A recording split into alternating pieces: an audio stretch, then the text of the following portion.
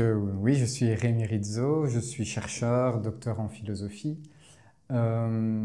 J'ai fait mes études à l'Université de Liège, même si j'ai fait une partie de mon master à l'Université de Heidelberg, où je suis resté 2 années. Je me suis spécialisé dans la philosophie de Hegel, en particulier la science de la logique. J'y ai côtoyé des commentateurs comme Fulda, comme Koch, comme Schick, comme Wildenauer, avant de revenir à Liège, d'entamer un doctorat sous la direction de Jean-Renaud Sebat, qui est un spécialiste de Hegel et de Kant et de Marx notamment. Après quoi, je suis retourné durant mon master à l'université de Heidelberg, non plus pour travailler directement sur Hegel, quoique il est central dans ma thèse, mais j'ai travaillé en compagnie du professeur Thomas Fuchs, qui est spécialiste de psychopathologie phénoménologique, si bien que j'ai travaillé à l'hôpital psychiatrique de l'université de Heidelberg pendant environ 2 ans, où j'ai écrit l'essentiel de ma thèse.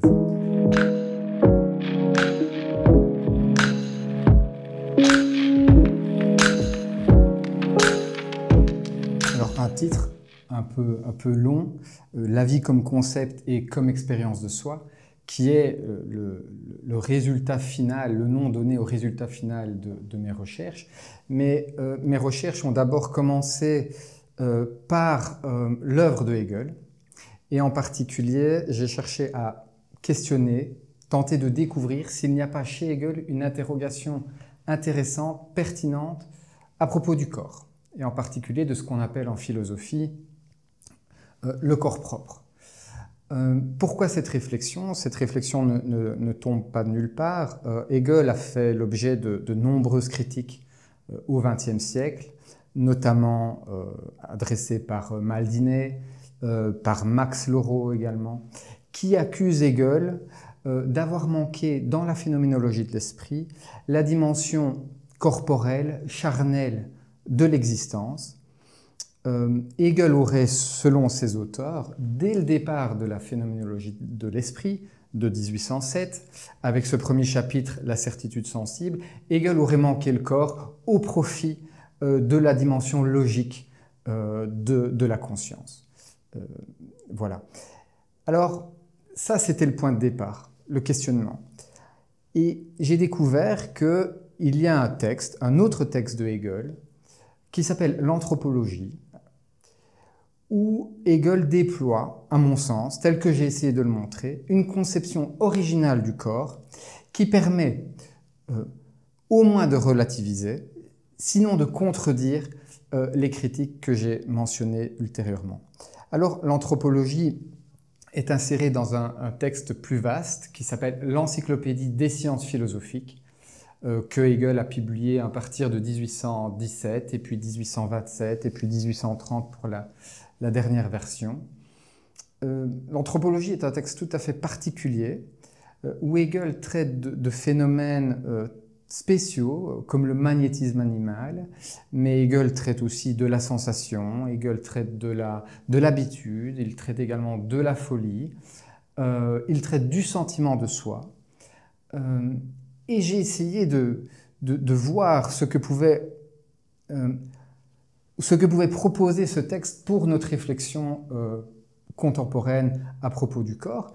Et on voit que dans ce texte, Hegel pense alors un concept particulier qui est celui d'âme, et cette âme précède le moment de la conscience, qui est, dans l'œuvre de Hegel, le moment de l'opposition du sujet et de l'objet, le moment inaugural de l'opposition du sujet et de l'objet, du rapport d'un sujet à un être extérieur à soi.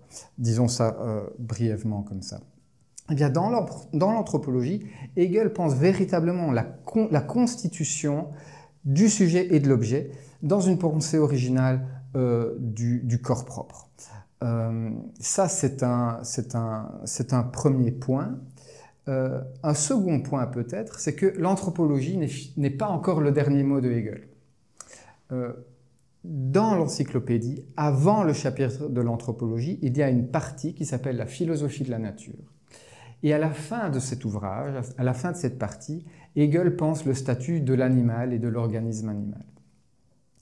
Et là, on voit que Hegel attribue un fondement proprement organique à la conscience et que Hegel pense l'animal en tant qu'il est un être, je dirais, sentant, vivant, et un être qui fait l'expérience de lui-même. Si bien qu'au final, Hegel essaye déjà de penser, dans sa théorie de l'organisme animal, quelque chose comme une corporéité propre, quelque chose comme un sentiment de soi animal, et il essaie déjà de penser la constitution du sujet et de l'objet à même sa théorie de l'organisme animal.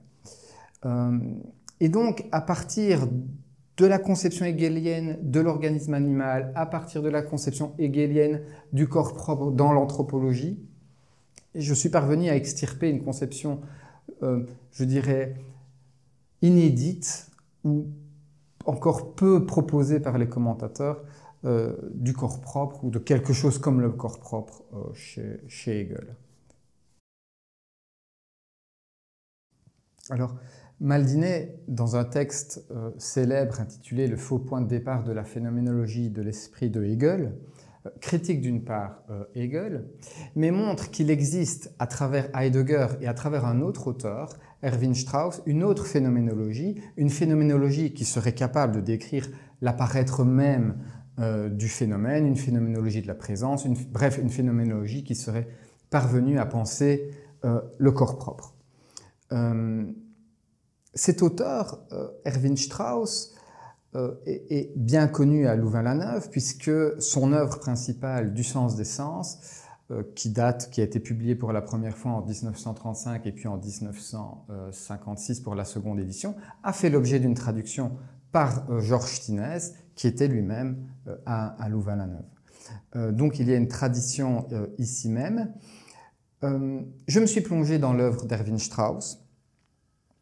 J'ai essayé de comprendre sa phénoménologie qui est extrêmement riche, extrêmement vaste, extrêmement pertinente. Erwin Strauss est un auteur singulier qui a dû fuir l'Allemagne en 1938, qui s'est réfugié aux États-Unis, qui a travaillé dans un hôpital, l'hôpital de Lexington dans le Kentucky, et qui a poursuivi ses travaux phénoménologiques là-bas. Il est médecin de formation.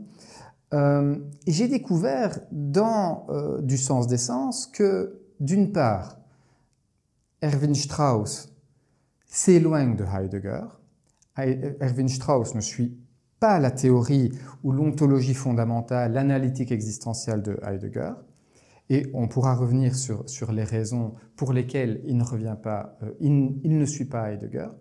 Et puis, dans diverses notes de bas de page, Erwin Strauss est tout à fait d'accord avec la description que fait Hegel dans la phénoménologie de l'esprit du rapport entre les sensations et le langage. Et donc, cela m'a amené à relativiser cette opposition qui est reçue comme une vulgate entre, d'une part, Hegel qui manque le corps et une phénoménologie qui serait capable de penser le corps. Il m'a semblé que les choses étaient beaucoup plus complexes que ça. Et cela m'a amené à interroger des présupposés phénoménologiques tels que l'ontologie du Dasein. Erwin Strauss et le troisième auteur dont je parle ici, qui est Helmut Plessner, dira exactement la même chose. Il y a un immanqué chez Heidegger, quelque chose de manqué chez Heidegger, qui est la dimension de la vie, la dimension vitale du Dasein. Et tant Erwin Strauss que Helmut Plessner s'en prennent en particulier au paragraphe 10 de Être et temps, où Heidegger, de manière explicite, d'une part, relègue la biologie, l'anthropologie et la psychologie dans le champ des ontologies régionales, et d'autre part, affirme qu'il faut repartir de l'ontologie du Dasein pour ultérieurement découvrir quelque chose comme une vie à l'état pur. Alors, ce qui est paradoxal, c'est que Heidegger ne montre jamais comment, après avoir éclairci l'ontologie du Dasein, on peut par ce qu'il appelle une méthode privative, ôter progressivement les composantes du Dasein pour rejoindre quelque chose comme la vie. Et ça, c'est le point de départ de la critique d'Erwin Strauss et de la critique de Heidegger, et de la critique, pardon, de Plessner, une dimension proprement désincarnée du Dasein. Alors, Erwin Strauss y ajoutera, considérera que de même l'intentionnalité husserlienne, la conscience transcendantale husserlienne manque aussi ce rapport à la vie, si bien que, au final, Erwin Strauss va proposer une nouvelle phénoménologie, ce qu'il appelle une phénoménologie du monde quotidien, mais qui a pour spécificité d'introduire ou de réintroduire l'expérience animale au cœur même de l'expérience vécue. Alors, Erwin Strauss essaie de dégager ce qu'il appelle des axiomes de sa théorie qu'il nomme aussi nesthésiologie, une théorie de la sensation ou du sens. Un des axiomes principaux de sa théorie consiste à penser ensemble ce qu'il appelle le sentir et le se mouvoir. La base même du vécu repose sur une double composante profondément unie au sein du sujet, qui est le fait à la fois de pâtir et en même temps d'agir. Cela veut dire, prenons un exemple assez simple, lorsque j'entends une détonation, d'une part, je ne me dis pas, à travers un jugement de connaissance, tiens, voilà une bombe qui est composée de telle et telle chose et qui explose à tel ou tel endroit. Non, non. L'expérience première et originaire d'une expérience telle qu'une explosion, c'est d'abord une angoisse. Le monde devient d'un coup angoissant. Cette angoisse fond sur moi. Je suis moi-même angoissé, j'ai peur. Et en même temps, je cherche à fuir. Et nombreux sont les exemples que donne Erwin Strauss pour montrer à quel point il y a une unité du sentir et du se mouvoir à même l'expérience corporelle. Et de là, Erwin Strauss dégage de nombreux axiomes liés à cette sphère de la présence, ou ce qu'il appelle aussi la sphère de l'apparaître.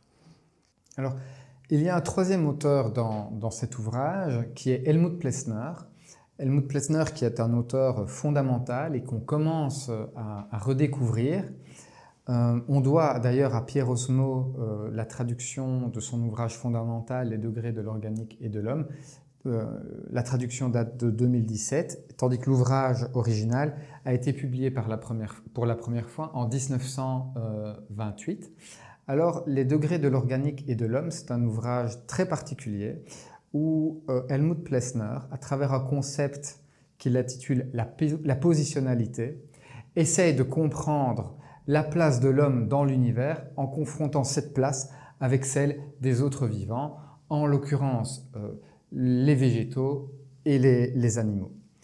La positionnalité ne renvoie plus à un concept de type phénoménologique, comme chez Erwin Strauss, mais à un concept, je dirais, plutôt dialectique, où à partir du végétal, Helmut Plessner essaye de repenser dialectiquement les formes du vivant. Alors, il y a trois grandes formes. Il y a la positionnalité dite ouverte du végétal, que Helmut Plessner considérait comme un être non autonome, entièrement soumis à son environnement. Puis, il y a la positionnalité centrée, qui est la positionnalité particulière de l'animal. Helmut Plessner pense que l'animal est cet être qui est capable d'instaurer une délimitation entre lui-même et son environnement et de se rapporter réflexivement à lui-même à travers cette interaction avec l'environnement. Alors, l'animal n'est pas un moi, n'est pas un je pense, comme on dit dans le jargon philosophique, mais il n'empêche que l'animal est déjà un soi et un soi réflexif. Alors, j'essaie de montrer à quel point cette idée se trouve déjà chez Hegel, comme je le disais au début du propos. Et toute cette théorie du vivant amène ensuite Plessner à repenser la place de l'être humain dans le monde, qui lui a une positionnalité particulière, c'est une positionnalité dite excentrique. L'homme, l'être humain, est cet être qui par nature est décentré, c'est-à-dire décentré de sa vie ou de sa composante simplement animale. Alors, dernier point sur Plessner. Plessner invoque une tradition qui remonte à Aristote. Dans le De Anima, il y avait déjà une tripartition entre le végétal, l'animal et le sujet humain. Très brièvement, ce que cherche à faire Helmut Plessner, c'est repartir du sujet transcendantal kantien en extirpant le transcendantal lui-même et en le replaçant à même le vivant. Pour ce faire, il recourt à Fichte, où il emprunte le concept de Setzung, de position, ou d'autoposition. Alors non plus la position du moi et du non-moi comme chez Fichte, mais cette position du sujet et de l'objet, plus originairement, selon Plessner, se trouve déjà à l'œuvre chez le vivant, et déjà à l'œuvre en fait à même la cellule la plus élémentaire. Donc Helmut Plessner essaie de repenser le transcendantal du point de vue du vivant. Alors enfin, Hegel lui permet d'étendre la dialectique à l'ensemble du vivant lui-même. Voilà.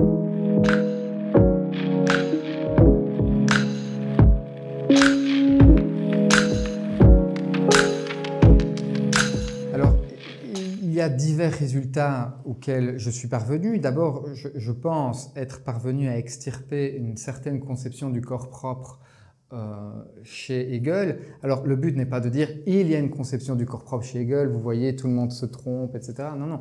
C'est plutôt de faire une genèse de nos concepts actuels, de nos cadres de pensée et essayer de remonter à la source de ceux-ci. Alors, j'ai emprunté ma démarche à Gladys Swain, qui est une auteure qu'on a un peu perdu de vue aujourd'hui, qui a été fondamentale et qui a commenté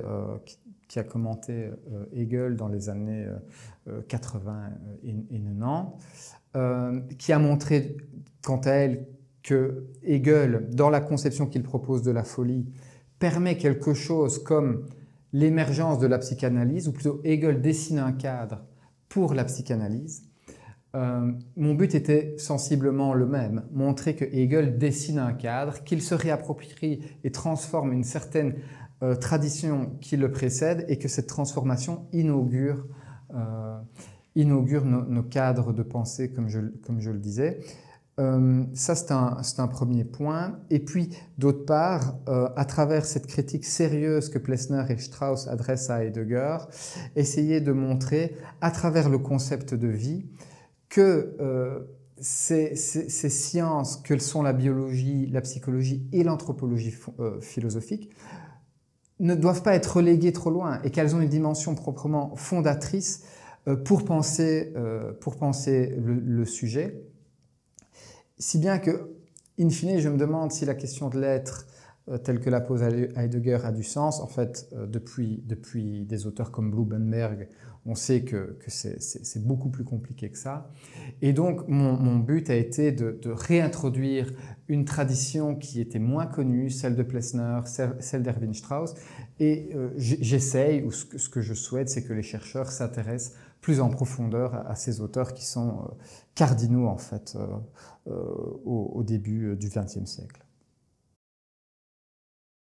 Je tiens à remercier notamment, entre autres, le professeur Gilbert Gérard, qui a été pour moi des hégéliens majeurs, des commentateurs hégéliens majeurs de notre époque, qui a lu avec assiduité mon travail. Et je remercie aussi Nathalie Frogneux, qui a participé à la publication de cet ouvrage.